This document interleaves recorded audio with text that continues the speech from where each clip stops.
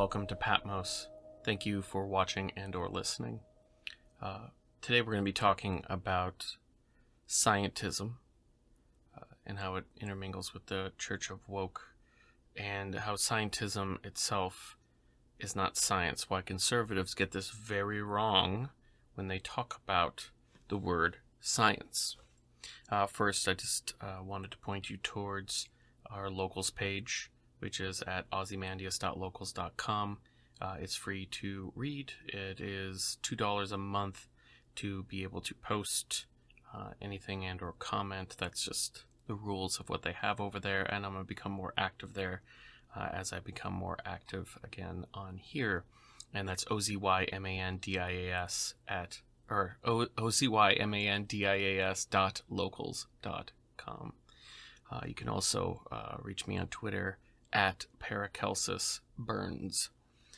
So today's main topic, this was just something that I'd been running into as we watched the narrative of COVID end. And, you know, you see the memes now of just like that, Putin has solved COVID-19 because nobody cares anymore. It is no longer the lead story. Nobody cares at all. And as you saw this, interestingly enough, it coincided with a bunch of different things. The end of the COVID narrative coincided with the CDC deciding to, change how they count things. And all of a sudden it went from around like 90%.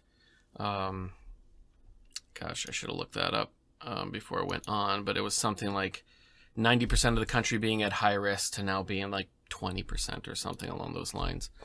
It also coincided with the same time that California, amongst many of the other hardline COVIDian states, are all now dropping mask mandates. Also, the New Zealand Supreme Court, magically a few days into the narrative shift, has decided that everything that had been done for the last 2 years was somehow unconstitutional and it's going to be rolled back. And so now all the chart and graphers that have been posting charts and posting graphs with no end, day and night they've been posting charts and graphs and talking about how the science just doesn't make sense, are now running victory laps and saying, look, we've beat them, we've destroyed them. We've beaten and destroyed them. And because they haven't shown any ability to see the actual narrative by their actions, because they've continued to post charts and graphs, they are, I'm sure, by running these victory laps, somehow in their mind inferring that all these people, not all these people, but there was this little noisy niche of people saying nobody cares about the charts. They were wrong. Look, we've won now. Look, we've won. The freedom truckers in Canada or the ones in America, like, look, see, this is what we needed. This is what won. And it wasn't. Ukraine took the spotlight off of Canada, and now they've quietly swept up everything. The American truckers, for some reason, have decided to continue with it, even though it's going to be extremely counterproductive. If what they really want to do is end this, they would absolutely turn around and continue to just do their jobs every day, because loading up DC was not going to do one iota. One, they were already ready for them. And two, as myself, Cyprian, and others have said, is that we're already facing a supply chain crisis. We're already experiencing inflation. This is, gas and everything like that. It's going to go astronomical. It's going to go very, much, much higher now with the Ukraine situation. Because it was already set up to do so. The lockdowns, the destruction of the economies worldwide. This was already coming. And you have to think of these things, because as Americans especially, we have a real problem with connecting dots if they're not right after the other. Right? So we go and we eat McDonald's, And we didn't die of a heart attack and get diabetes right after, right? 15, 20 years later of doing that, we are 100 pounds, 150, 200 pounds overweight for years or decades, and now we're having all these health problems. And then we go, oh, we're told, and we still kind of don't connect, because then you're still going and cheating and doing those sorts of things, but you don't connect these things. It's hard to connect, and it's not necessarily just an American thing. It's just more stark here because we are very much in a culture of consumption now. Like, I want to consume my content now. I want to be able to, I don't want to watch, a 4-hour-long video explaining the crisis in Ukraine and the history and all that kind of stuff behind it. I just want to know Putin bad. Let's go. We want everything right now. So it's harder to explain to Americans that all that went on with these lockdowns. It was like an earthquake. When you have an earthquake, the tsunami doesn't happen instantaneously. The tsunami comes hours later. You have the earthquake, and then you have aftershocks and aftershocks and aftershocks. And then at a certain point, the sea starts to recede from the beach back out. And then, that looks weird. And all of a sudden, there's a massive wall of water coming. And so that's what happened, was the lockdowns were like this earthquake. And we've had, little aftershocks. And, we've seen some problems with those little aftershocks after all these global lockdowns and total destruction of world economy. And we're like, oh, well, that's weird. I couldn't find cheese for these last couple of days. But now it's back. Everything's fine. We are now starting to hit this tidal wave is now coming. The problem is that this tidal wave is coming at the same time as all these people are now like farmers and truckers that are saying, let's not do our jobs, right? And it's not a knock on go do your jobs, but it kind of is. Let's stop doing our jobs of delivering food and making food and all that kind of stuff, and let's just go in the lockdowns by going to Ottawa, going to DC, and blocking the streets. This is part of also of the new right philosophy of not being just about like they're starting to understand and starting to shift to use tactics of the left because we saw that during BLM and then blocking roads, and every single conservative pundit talking about how blocking of roads was an absolute terrible idea and you're harming people and et cetera, et cetera. So I can't get ambulances through. But when it's done in Ottawa, when it's done for a right reason, this is just kind of showing now this kind of shift away from kind of the conventional conservative Inc. strategy to the new right, the more reactionary right, the more action and not just reaction, right? But anyways, back to the truckers. Now they're doing this, and now we are going to see them get blamed because they're playing right into the hands as we are starting to see supply chains and inflation crises hit at the same time. And this is why some people speculate with being controlled opposition, which if it was controlled opposition, you couldn't do a better job. You are going to have all the people that are delivering the products stop delivering. So now when the products don't show up, now when the shelves are bare, oh, well, this was due to those neo-Nazi, far-right, racist truckers who went and blocked up our capitals. It's not because of the lockdowns. It's not because of the inability for us to actually manage these ships and stuff like that coming in. It is because of these truckers. Oh, and because of the supply chain crisis, we're now starting to see price increases, right? Because these truckers stopped and now things get backlogged and now this is showing up and now prices are starting to rise.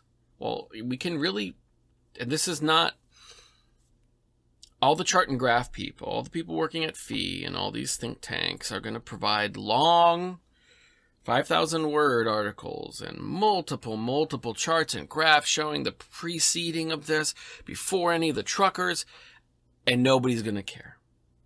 Just like they didn't care when you showed the uptick in cases as it's starting to already go up. The mask mandates go in, continues to go up, it goes down. The mask mandates stay the same, and it goes up and down all throughout. Yeah, I mean, like, people like you and me, we read that and we go, yeah, obviously. But they don't. The average person watching CNN, the average person listening to NPR or even Fox News is not going to care. The normies aren't going to care because they're not going to go and spend 2 hours of their life trying to dig through this article and that article and all this sort of stuff. They want something succinct. So what are they going to do? They're going to listen to the guy on Twitter that they listen to. They're going to listen to the YouTuber that they already listened to. They're going to listen to the news anchor that they already listened to that says, truckers did this. And that's what they're going to do. Now, how does this, or kind of relating this into scientism, is because it goes back to the charts and graph, is that as Cyprian talked about us entering the dim age in 2020, and that we are now moving out of a time of materialism into a time of, for lack of a better term, magic, or I guess the miraculous, the spiritual, is that the charts and graphs people are trying to appeal to 19th century academics that were never even a big part of the country anyways, as far as, population. They are trying to appeal to people like themselves. And it doesn't work. You can't break the spell of magic with materialism. And that is what they're trying to do, because they've constantly mistaken what's happened over the last 2 years as being an issue of improper application of science. And this is also what conservatives constantly get wrong when they want to throw up the dumb meme or throw up the stupid tweet and saying, but what about the science? The science shows this. What? The science changed? The science changed? Tongue in cheek, but they still don't understand that when they say the word science, and when their enemies say the word science, they're not using the same word. They're not referring, I should say, to the same thing. Conservatives are far more materialists than the people within the Church of Woke. Conservatives are much more, as much as so many on the left will talk about the Democrat Party is the party of science. We believe in science. They'll go onto Facebook and do the I effing love science page and, constantly share how wonderful science is. But they're not adhering to a materialistic, reductive, scientific method is not what they're talking about. They're talking about an aspect of their faith. Conservatives are talking about what people in the 18th century would have referred to as science. I mean, there's always been a strain of the I don't want to call it the Church of Scientism. It's more of a denomination, but the faith of scientism. There's always been that part of it. It came out of alchemy. It came out of these mystical traditions. And it's mostly just been the gullible people that, for one reason or another, didn't want to follow the church, that fell into it. And even though they are themselves adherents of scientism, they would always propagate one of the many false beliefs of it being some sort of just this objective, reductive method, logic, right? It's outside of goofy theology and superstition. But conservatives are constantly referring to something that doesn't exist anymore except for in their heads, like they constantly do as well. They're no different than the Weinstein brothers, trying to refer back to some sort of liberal utopia that existed at best for a couple years in the 90s. They think of this idea of that there was some sort of utopia where all ideas could be discussed and everything was free for debate and everything was wonderful and it was just such a free and open utopian society. And the reason they felt that way is because they followed one of the older lines of the Church of Woke. They were members of that church. And then that church got more progressive and left them behind. And now they feel like, oh, well, if we only go back to what it was 20 years ago, that's where it'll be great. And the reason it felt so great is because they were in that bubble. They were in the cool kid crowd. They were in the church. And so it felt very welcoming. It felt like a great community. But then that church started to become more radical. It started to evolve, as it obviously would, and it's hard for me to understand how they don't see the logical progression from their utopia to where it is now, but that's a different discussion. But they will sit there and lament this period that really never was. And when they talk about, when they refer to this period, when they refer to science, when they refer to academia and the institutions, they are referring to something completely different than what their enemies refer to them as. And so what do I mean by when I say conservatives are using the word science and members of the Church of Woke are using the word science, and they're two different things? Is that conservatives are talking about this reductive, objective, logical philosophy, right? This seeking of knowledge and facts. Whereas scientism is about faith. 99% of the people, it was talk about how, oh, well, I follow the science. They'll put up those little goofy little banners in their yards and say, we believe in science. We accept whatever those list of platitudes are. 99% of them have never read more than maybe one research paper, medical journal, whatever it may be. Maybe one, and if then they didn't really understand it. When they say they love science, what they mean is they like the feeling of someone telling them that they have knowledge. It is like being within like a Gnostic sect. It was the Albigensian Crusade. I can't remember. Oh gosh, what were their names? But anyways, we'll just go with Gnostic.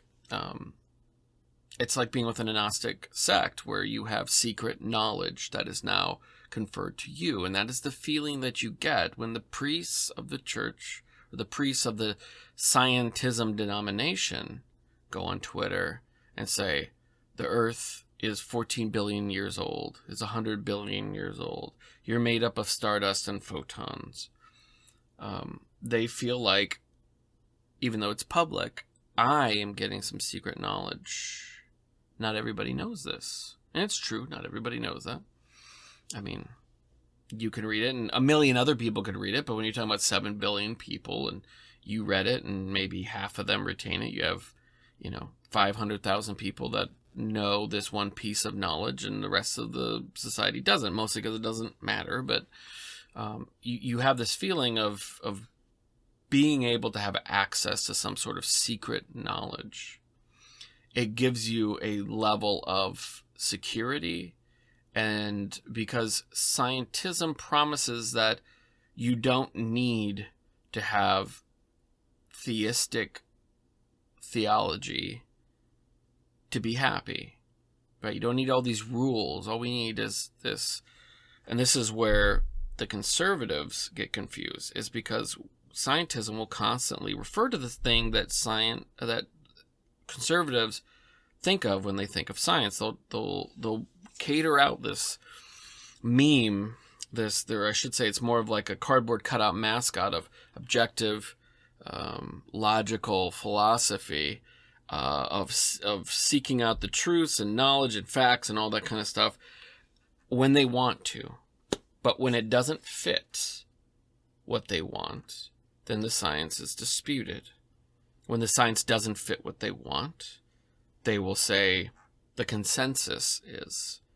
When they say the consensus of scientists, mostly what they mean is that the majority of the priests of the church all agree. And that's how theology is made. When you have the majority of the theologians in the church throughout its history and its tradition, current bishops and theologians all agree on something. For example, within Catholicism, it wasn't that the Immaculate Conception that was declared and all that, in the can't remember exactly when, in the late 1800s. But when it wasn't that this was some new idea and a pope just decided to make it so. This had been something that was developed, or I should say it was accepted for a very long time, and then the theology behind the already held belief was developed to support or to tear it down. And that's the same thing as scientific consensus, right? Scientific consensus 50 years ago was that the earth was going to freeze, then it changed to warm, and the majority of scientists agreed both times. And then both times you would have been told that to oppose the consensus of science is basically opposing God. Because it's not that science itself is God, and it's not that knowledge itself is God, but it's the idol of knowledge that is their higher being, right? It's not actual knowledge itself. It's the idol of knowledge. And that is what you're not allowed to oppose. And scientism is it's not the Church of Woke. And it's not the religion of the Antichrist. It's all these parts. The woke ideologies, the disintegration of the ideas of gender roles, of the family. All these things are all parts that fit in the same thing. If you notice, you'll very rarely find contrarians within their church. If somebody is a big supporter of trans rights, of gender identity, none of them will say, well, yeah, but I don't really necessarily believe in some sort of scientism based society or anything like that. Like, I don't want that. They will all loudly proclaim, all together in unison, they believe in the science. Whether that science says don't wear masks, then wear masks. Now we don't need masks, but they're still going to wear it anyways. They will all, and this is where the idea of the NPC kind of came from, but it's not so much that they're a non-player character. They are more of a part of a larger organism, is a better way to put it. And that organism, that part of that organism has to work, and it's incentivized to work in concert with the rest of that body of that organism, because if it does not, then those cells will just die. They'll be shunned off from the rest of the organism, and something else will fill that cellular gap. The problem is that, as with anything that is outside Christ, there is no... Scientism, like I said, can give you this feeling of surety. But science itself, and you can't find in science, and this is why scientism had to develop, because science doesn't offer you meaning. You can learn through the seeking of knowledge in the scientific method, you can learn facts. Facts can help you inform your decisions, but it can't give you meaning. If you wake up and say, should I go for a swim today? You can look, and through quote-unquote science, you can learn that it's 85 degrees, the water is 71, there's a 1 mile an hour wind coming from the northwest, the water's fresh water, it's not salt water, it's a smaller lake, there's no known predators in the area, so you don't get to worry about snapping turtles or snakes or something like that. But I can't tell you, should you? Should I is a value statement that can't be answered through some sort of logical machination. Like an algorithm can't tell you should you. It can tell you your cortisol levels will be raised, which will cause feelings of emotional happiness. It can tell you that exercise will increase all these different happy chemicals in your body and will lead you to be more healthy and healthier, or maybe put you in better moods and all that. But it doesn't tell you should you. Should you is something only a conscious being really with a soul can understand and make that. Doesn't mean you're going to make the right decision. Should you? Yes, I should. You go and swim and then you forgot. It's on Saturday. You're supposed to be at work. Now you're in trouble. Now your boss is mad. Could put your work in jeopardy. All this sort of stuff. Should you? And then you say no. And then you end up just sitting there and watching TV or putzing around the house doing something else. And then at night you went, yeah, now it's too late now. I should have gone for a swim this morning. Right? Those are things that science cannot answer for you. Objective facts can't answer that for you. Scientism had to develop as part of this larger system of the new religion because these questions could not be answered. Atheists, the moral humanism is kind of a more deeper and more articulate attempt than scientism itself. Scientism is more like, if you look at moral humanism, for the most part, it's made up of, higher IQ autists, autist atheists. It is not the average dock worker who's going like, yeah, I'm going to go to the atheist moral humanist church. Scientism is kind of more that folk religion for them of, yeah, right, there's no evidence for God. You must have evidence for something to be real. And I'm just kind of going to go off that and kind of use this concept of knowledge and whatnot for this cosplay of knowledge seeking and knowledge knowing as kind of, yeah, it's just, that's kind of more like the folk religion of it. But it's all part of this new faith that is, and I hesitate to still use the term Church of Woke because that's not really going to be my final form, to use the meme. But for lack of a better term right now, it's another piece of it.